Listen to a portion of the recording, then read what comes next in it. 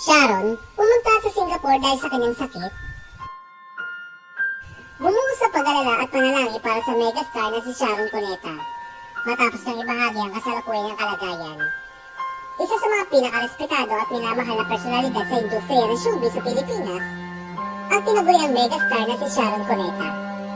Sa loob ng maraming dekada, nakilala siya sa kanyang matagumpay na karera bilang actress, singer at television personality.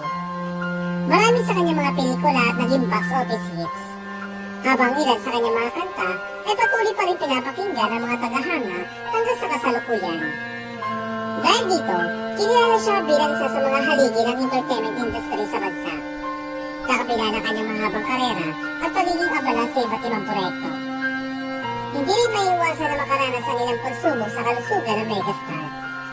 Kamakailan lamang ay binahagi ni Sharon na siya ay kasalukuyan na sa Singapore upang sumailalim sa isang medical procedure at mapagaling matapos ang naunang gamutan. Sa kanyang Instagram post, ipinaliwanag ni Sharon na ang kanyang pagpunta sa Singapore ay hindi para sa bakasyon, kundi para sa kanyang kalusugan. Humingi rin siya ng paumanhin sa publiko dahil sa hindi siya nakadalo sa pinali ng singing competition na Your Face of Pamilya kung saan isa siya sa mga hurado. Ayon sa megastar, matagal niyang nararanasan na matindi pananakit sa kanyang katawan. Ibinahagi niya na halos 2 taon na siyang sumasailalim sa pain management dahil sa patuloy na pananakit sa kanyang kanang balakang at binti. Ayon pa sa kanya, nagsisisi rin siya na hindi siya agad nagpakonsulta sa isang espesyalista noon dahil mas makagasano na tubulan ang kanyang kondisyon. Sa kanyang mensahe, sinabi niya, I was thinking I should let you all know what I've been through, well, I think yes.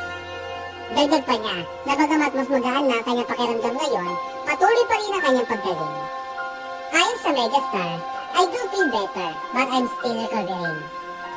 Gayunpaman, ibinahagi rin ni Sharon na may isa pa siyang kailangang tutukan na kondisyon sa kanyang leeg.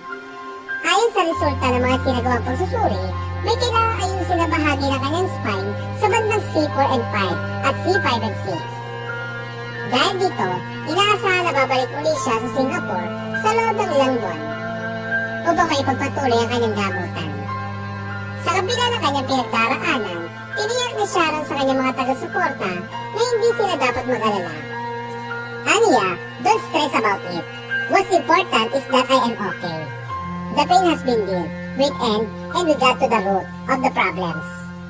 Nagpasalamat din ang megastar sa kanyang medical team sa Singapore, lalo na sa mga Filipino nurses.